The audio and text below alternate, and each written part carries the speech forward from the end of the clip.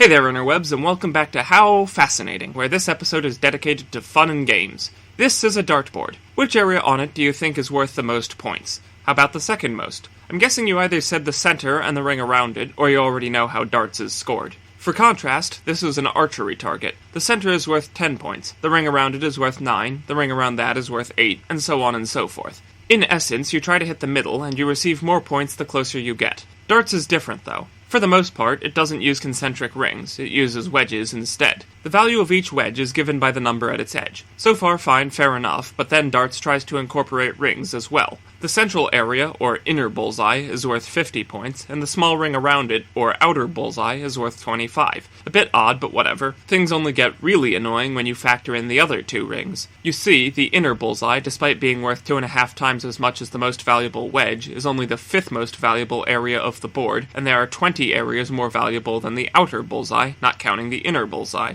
How can this be, you may wonder? The pieces which comprise this outer ring are worth double their respective wedges, and this inner ring is worth triple. 3 times 20 is 60, which makes this the highest scoring area of the board.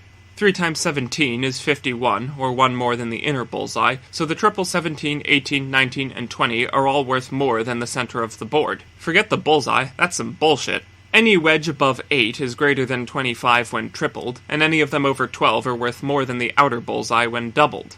Right now, the golden areas on this board are worth the most, then the inner bullseye, then the areas in blue, then the outer bullseye. Archery has a sane distribution of value, so if you're off by just a little bit, you only lose a point. Value in darts is more or less randomly distributed, so unless you can consistently throw triple 20s, your score is basically going to be nearly random as well, and that's why it's broken. To illustrate my point, I made this image, wherein the value of any given area is directly proportional to how red it is. The brighter the shade of red, the more points it's worth, and you can see the most valuable area, the triple 20, is diagonally right next to the least valuable area, the 1 wedge. If you really want to play darts competitively against someone, there's only one right way to do it.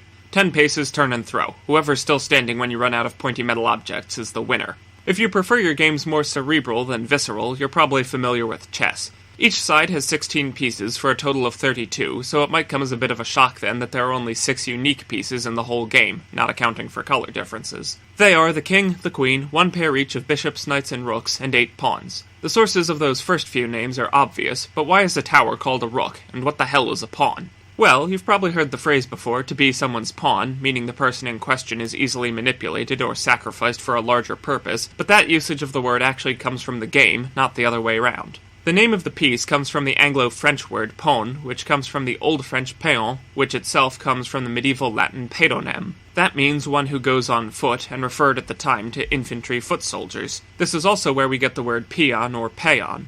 The other primary type of soldier was the cavalry. That comes from the French word cavalerie, and the French word for knight is chevalier, which is where we get the word chivalry.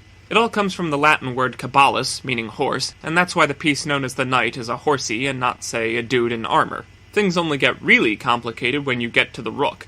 In English, unless you're talking about chess, a rook is a bird from the corvid family, making it a relative of crows and ravens. Like their relatives, they're social birds and tend to hang out in colonies, and these colonies are called rookeries. The word rookery can also, on occasion, refer to a place where the colony lives. Many castles in A Song of Ice and Fire have rookeries for their messenger ravens, and the Tower of London keeps ravens as well. Plenty of historical castles across the world also had dovecots, which were similar structures to house doves and pigeons. Humorous side note, ever since World War II, Blitzkrieg Boogaloo, all of the ravens of the Tower of London have been enlisted as soldiers of the kingdom, complete with their own attestation cards. As with all other soldiers, they can be dismissed for unsatisfactory conduct, and this has actually happened before. Raven George was dismissed for attempting to eat TV antennas, Raven Moonin went AWOL for a week after flying off to Greenwich, and Raven Grog has disappeared and was last seen outside a pub in London's East End. Personally, I'd always sort of assumed the chess piece was called a rook because it was short for rookery, since that's the tower where the ravens are kept. It made perfect sense to me, given the information I had to work with, but that's not actually the case. The term rook is an anglicized version of the Persian word rook, which means chariot. Now, I know what you're thinking, a chariot doesn't look any more like a castle than a bird does, but that's where you're wrong. Persian war chariots were heavily armored, and their sides were supposedly designed to look like fortified stonework, giving the impression of small, mobile castle towers. It's also possible, given the context, that the rook was meant to evoke a siege tower, which would have been another wheeled military vehicle similar to the chariot.